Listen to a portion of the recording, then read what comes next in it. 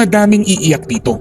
Pangulong Bongbong Marcos, viral matapos magsilabasan ang mga epekto ng kanyang paggagala sa iba't ibang bansa.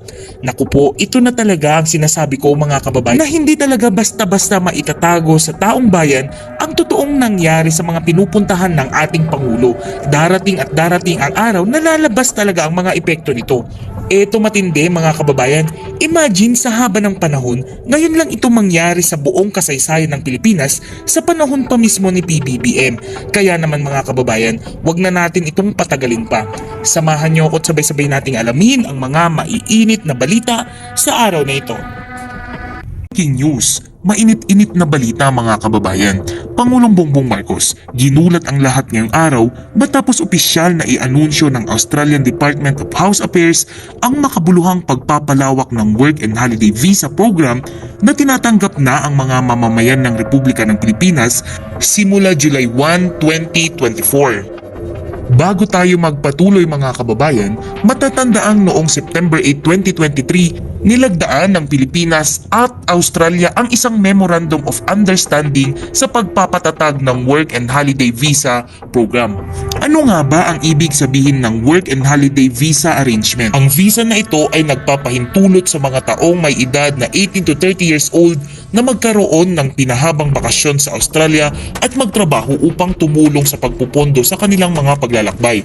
Nagkasundo rin ang dalawang bansa na mag-issue ng mga multiple entry visa na magpapahintulot sa mga mamamayan nito na magtrabaho sa panahon ng kanilang pamamalagi para sa isang hindi napapalawig na panahon na hindi hihigit sa isang taon. Sa visa na ito, sinabi ng Embahada ng Australia na maaring gumawa ng panandali ang trabaho sa Australia upang makatulong sa pagbabayad ng iyong bakasyon. Pwede ring mag-aral ng hanggang 4 na buwan. Maari ding maglakbay papunta at mula sa Australia ng maraming beses hanggat gusto mo. Pwede ring gumawa ng 3 buwan na tinukoy sa subclass 462 na trabaho upang maging karapat-dapat para sa isang segundong trabaho at holiday visa. Sa ilalim ng Memorandum of Understanding, ang dalawang bansa ay magbibigay din ng mga kwalipikadong kalahok mula sa parehong bansa na work and holiday visa na magpapahintulot sa kanila na manatili at magtrabaho sa host na bansa sa loob ng isang taon. Ano kaya ang mga requirements sa work and holiday visa arrangement?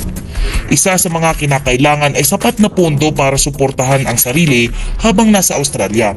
Bukas ito sa mga Pilipino at Australian nationals na may 18 to 31 years old sa panahong iyon ng aplikasyon at kung sino ang mga nagtapos ng tertiary education o matagumpay na nakatapos ng hindi bababa sa 2 years na undergraduate na pag-aaral o post-secondary na edukasyon.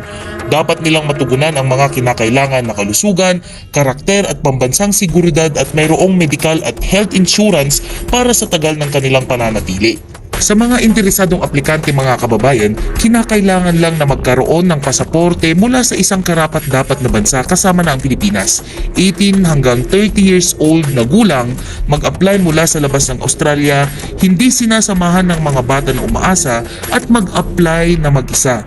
Hindi mo maaaring isama ang mga miyembro ng pamilya sa iyong aplikasyon. Hindi rin dapat nakapasok pa sa Australia gamit ang subclass 462 o 417 visa. Ang visa itself ay nagkakahalaga ng humigit kumulang 635 Australian dollars o humigit kumulang 22,000 pesos at magbibigay sa may hawak na hindi bababa sa 12 buwang pananatili sa Australia. So mga kababayan, sa lahat ng puro batikos lang ang ginagawa kay PBBM, sana ay mapanood nyo itong video na to mga kababayan dahil para sa inyo talaga to. Hindi madali ang pagkikipag-negotiate sa ibang bansa. Hindi rin lahat nagiging successful. Pero ang importante ay ika nga trust the process at hindi pwedeng overnight lang ang resulta ng mga state visits ng ating Pangulong BBM. At walang ibang magtutulungan mga kababayan kung hindi tayong mga Pilipino lamang. The Honorable Prime Minister Anthony Albanese, the honored members of the Australian and Philippine delegations, members of the Press Corps, ladies and gentlemen, good morning. Prime Minister Albanese and I have engaged in comprehensive discussions during our bilateral meeting, which reaffirmed our shared commitment to peace, security, and the development in our region. Our talks covered a wide range of topics, from defense and security cooperation to economic and trade relations. from maritime affairs to sustainable developmental goals. It is heartening to find that our visions for the future are quite closely aligned, and our goals for regional stability and prosperity resonate strongly. Both the Prime Minister and I acknowledge that our shared values, the democratic principles and mutual respect for international law, have been instrumental in fostering a strong partnership.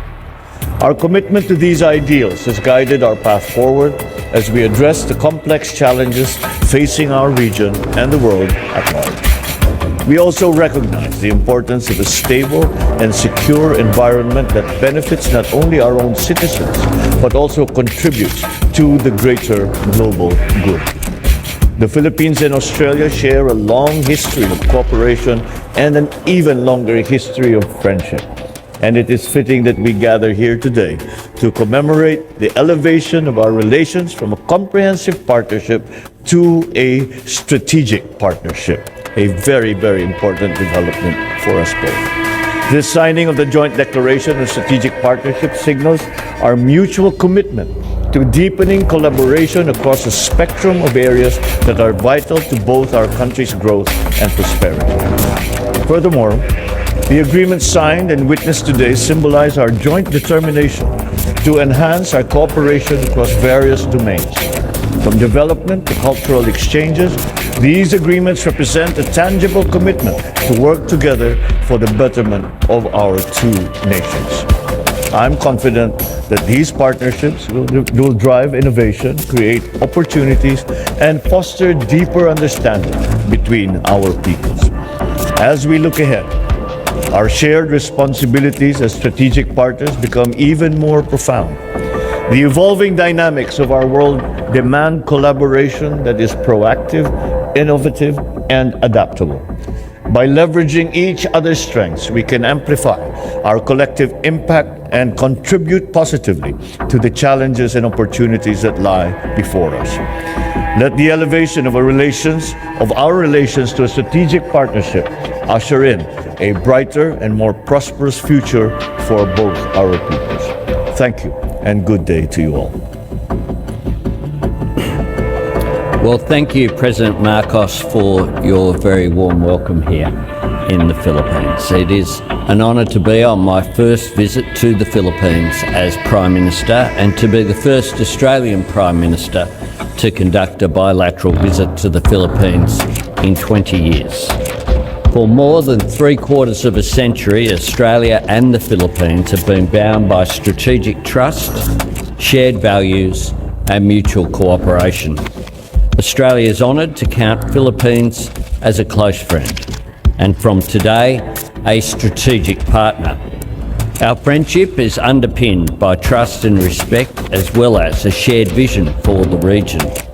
On coming into government, I made a commitment to deepen Australia's relationship and engagement with Southeast Asia.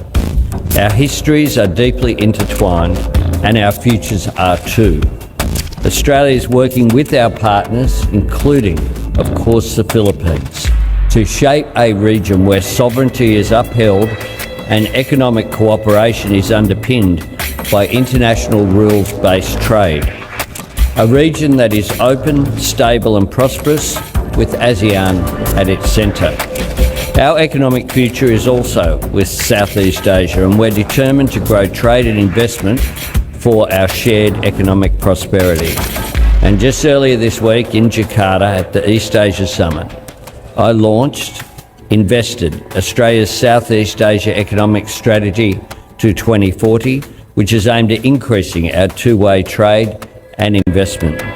For the Philippines, the strategy identifies 4 sectors of particular potential: agriculture, education, resources and the green energy transition. And today we've had constructive discussion about how that can occur. Australia is ambitious for what we can achieve with the Philippines and with the region. In that spirit of ambition, President Marcos and I had very constructive meetings this morning, and of course we've signed our new strategic partnership.